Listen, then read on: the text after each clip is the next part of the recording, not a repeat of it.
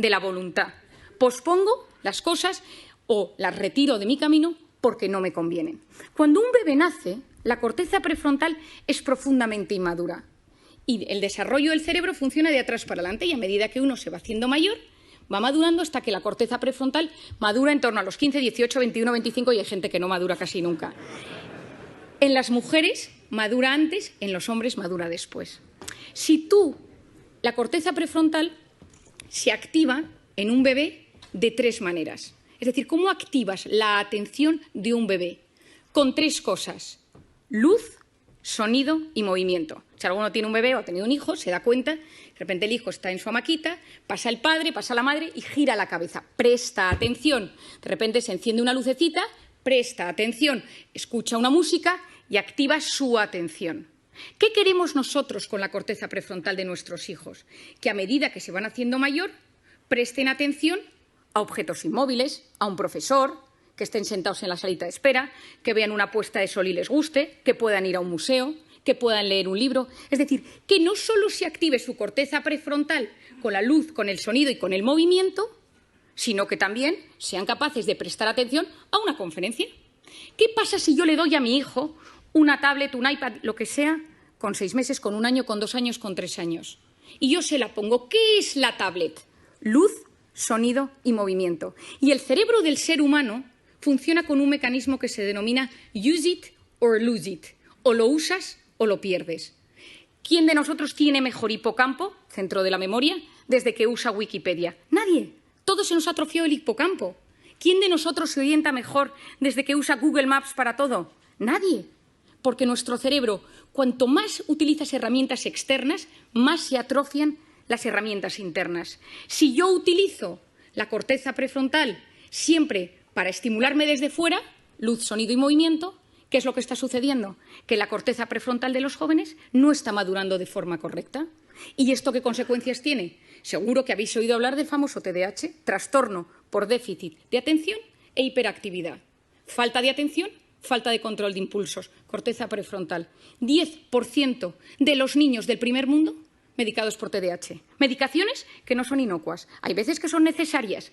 ¿Es solo la culpa de la pantalla? No es solo. Pero la pantalla no está ayudando. ¿Por qué? Porque si yo quiero ayudar a que se desarrolle bien mi corteza prefrontal, necesito posponer el uso de la pantalla en los niños. Si nosotros, que somos adultos, que nos educaron sin pantalla en nuestra corteza prefrontal, ya nos damos cuenta que constantemente esto nos alivia, esto nos ayuda, no podemos vivir sin el teléfono, nos damos cuenta que nos lo hemos olvidado y hay un sudor frío por la espalda, que somos conscientes de que lo necesitamos, lo llevamos colgados y a veces incluso algunos pegados en la mano como si fuera un reloj. Imaginemos en niños que tienen su corteza prefrontal en plena fase de maduración. Y necesitamos niños con criterio, necesitamos chicos que sean capaces de saber discernir el bien del mal, de buscar la información. Estamos enamorados de la superficialidad porque no somos capaces de profundizar. El otro día le compré a mi hijo mayor un libro de los 5, que yo supongo que aquí todo el mundo lo ha leído, y me quedé horrorizada. El libro ha cambiado, ya no hay textos descriptivos, solo son una especie de dibujos con textos de aventuras. Y le pregunté, escribí a la editorial y me dijeron, es que nos hemos adaptado a los nuevos tiempos y a la capacidad de lectura que tienen los niños hoy en día. Me quedé preocupadísima. Es decir, no somos ni siquiera capaces de leer. Antes leíamos una novela, la leíamos 2 horas y al día siguiente la retomábamos y nos acordábamos de los personajes. Ahora, durante el tiempo que estamos leyendo, nuestra cabeza está conectada a la pantalla y esto es dopamina y corteza prefrontal. Necesitamos potenciar la corteza prefrontal del ser humano del siglo XXI. ¿Significa que tengo que coger mi teléfono y tirarlo a la basura? Por supuesto que no. Significa que soy yo quien domino el dispositivo y no el dispositivo el que me domina a mí. Es decir, cada vez que yo cojo el teléfono, que se enciende la pantalla, algo está pasando en mi cerebro. ¿Y cuándo cogemos el teléfono? Fuera del plano profesional. ¿Cuándo utilizamos el teléfono? En 2 momentos. Cuando uno está aburrido o cuando uno está estresado. Uno está escuchando una charla, está escuchándome hoy, está de repente, ¿quién no le ha pasado en estas múltiples entrevistas o sesiones por Zoom eternas? Y que uno se da cuenta que no es capaz de seguir el hilo de la conversación y su cerebro le pide el teléfono. ¿Por qué? Porque me estoy aburriendo, me estoy poniendo nervioso porque no me entero bien. Es decir, nuestro cerebro, ante el aburrimiento o ante el estrés, nos pide pantalla. Si esto lo hacemos también con los niños y con los jóvenes, ¿qué sucede? Que no estás dejando a los niños aburrirse, y el aburrimiento es la cuna del asombro y de la creatividad.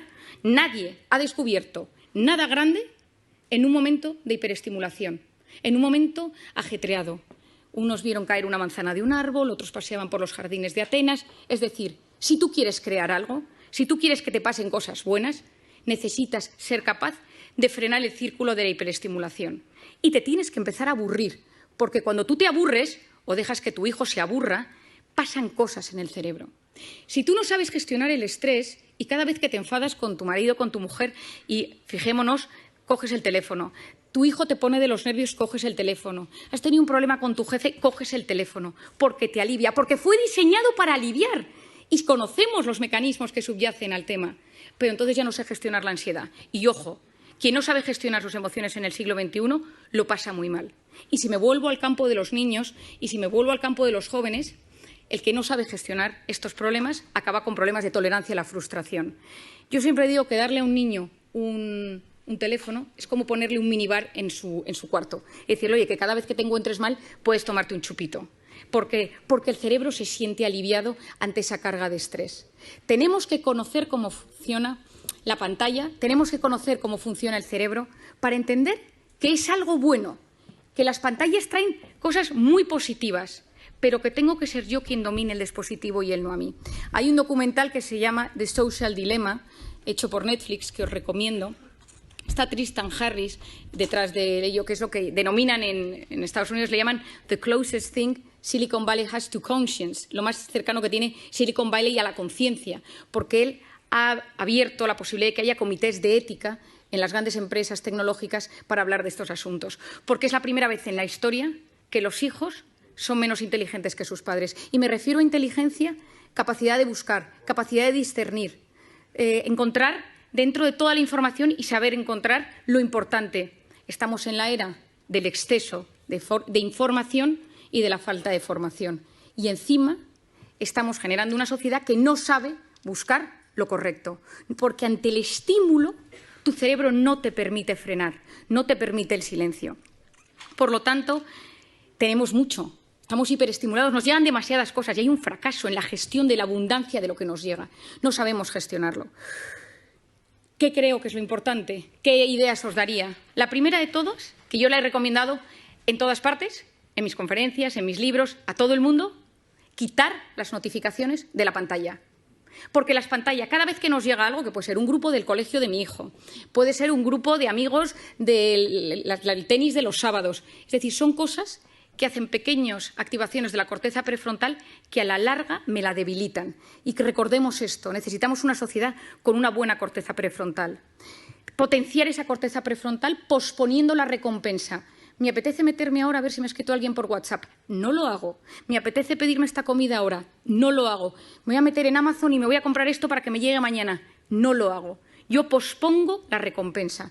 Mi padre, que es un gran sabio de la voluntad, siempre ha dicho, una persona con voluntad llega más lejos que una persona inteligente. Por otro lado, esculpir nuestra atención. ¿A qué quiero prestar atención? Las cosas buenas de la vida suceden en la vida real, porque la vida virtual va a base de gratificaciones instantáneas. Volvamos a conectar con la vida real. En plena pandemia, sí, en plena pandemia tengamos que conectar. Durante tiempo nos han dicho no saludes, no sonrías, no te acerques, no abraces. Y ahora yo lo que digo es, tomemos tiempo para preguntarle a la gente cómo está de cara. Sonriamos a las personas. Volvamos a generar esa conexión humana que es absolutamente clave. Y no quiero terminar sin hablaros de una cosa que para mí, y a pesar de que sé que es un ámbito que os va a sorprender, es fundamental. Os he contado que yo llevo varios años investigando el cortisol y siempre investigo las hormonas y la dopamina, la del placer, la serotonina, la felicidad, la oxitocina, la hormona del parto y de la lactancia. Y hace 2 años me sucedió una anécdota. Acababa de nacer mi tercer hijo, yo tengo 4 niños, y acababa de nacer mi tercer hijo y yo estaba en plena lactancia y estaba de baja maternal. Y me llamaron del hospital y me dijeron que estaban presentando un nuevo fármaco en Madrid y me acerqué con mi coche, yo tengo un Golf muy viejo que tiene muchos años, que está medio rayado, al centro de Madrid. Me puse mona, me subí a mi tacón y me acerqué, esto ahora os explico por qué os doy este dato, y entonces yo iba en el coche y dejé el coche aparcado en la planta -3 de un parking infernal en el centro de Madrid. Subí al hotel, estuve en la presentación, pero ya me tocaba volver a dar de comer al pequeño y volví al parking. Y cuando iba andando por el parking, veo que un tipo con mala pinta me sigue. Y entonces empiezo a ver que me sigue, empiezo a andar y digo, ay, que me está subiendo el cortisol. Soy muy consciente de mis cosas y empecé a notar que me angustiaba y que empezaba a no poder respirar y de repente, al lado de mi coche rojo, viejo, rayado, había un cochazo y entonces me dijo, dame las llaves. Y le dije, no, que mi coche es el rojo viejo, que este no es mi coche. Y entonces, en vez de darle las llaves, el móvil, la cartera, todo, me subí al coche, bajé el pestillo y arranqué. No podía respirar, me dio un ataque de pánico y encima era plenamente consciente. Taquipnea, taquicardia, no puedo pensar, corteza prefrontal, se me duerme la mano. Y me conocía todos los síntomas, pero no era capaz de relajarme. Arranqué, salí corriendo del parking y cuando subía por la Castellana, llamé a mi marido casi sin poder hablar, me han atracado por la calle, y entonces, y tal, y mi marido, ¿pero te han secuestrado? No, y me dio encima que se agobia, ¿no? Y yo, no, voy a casa. Y llegué a casa, subí corriendo y la persona que estaba cuidando del bebé me dio al bebé literalmente en brazos. Y entonces yo, corriendo, me lo puse al pecho para que pudiera comer y entró mi marido en la habitación. ¿Pero qué te ha pasado? Y yo, con una calma sorprendente, le empecé a explicar, no, es que estaba en el parking y un tío con mala pinta. Y me dice, Mario, ¿te has tomado algo? ¿Cómo te has relajado? Y digo, tienes toda la razón. Digo, este pico de cortisol tarda 6 horas en bajar. Digo, no es cómo soy capaz. Y de repente me quedé mirando al bebé y dije, ¿y si la oxitocina de la lactancia bajara el cortisol? Y esta me puse nerviosa. Me metí en Internet, me puse a buscar y efectivamente, si estimulamos la oxitocina, bajamos el cortisol. Y entonces me he dedicado estos 2 años a investigar la oxitocina. Como no nos podemos poner a lactar, todos los que estamos aquí, he buscado todas las maneras que existe para que podamos generar oxitocina. Y creo que nos encontramos en un momento de intoxicación de cortisol, de incertidumbre, de caos, de miedo, de reconfiguración, de readaptación, donde hay que potenciar la oxitocina. Es la hormona de la empatía, es la hormona de los abrazos. Lo que funciona son 8 segundos. Yo a la gente la tengo un poco cortada porque la abrazo 8 segundos, que la gente lleva 2 años sin abrazarse, y al tercer segundo le digo, relájate que quedan 5. Abrazos de 8 segundos bajan los niveles de cortisol. Mirar a alguien a los ojos y escucharle sin teléfono delante. Te escucho y no te juzgo. Estoy a tu lado. Me ilusiono de lo que me cuentas. Dedico tiempo a hacerte feliz. Esto es la oxitocina, es la hormona de los vínculos, es la hormona de lo que yo llamo las personas vitamina. Por lo tanto, en esta sociedad, en este momento donde todavía hay mucho cortisol, donde todavía hay mucho miedo, donde nos estamos adaptando, volvamos a la vida real. Potenciemos la oxitocina de las relaciones humanas y convirtámonos en personas vitamina. Muchas gracias.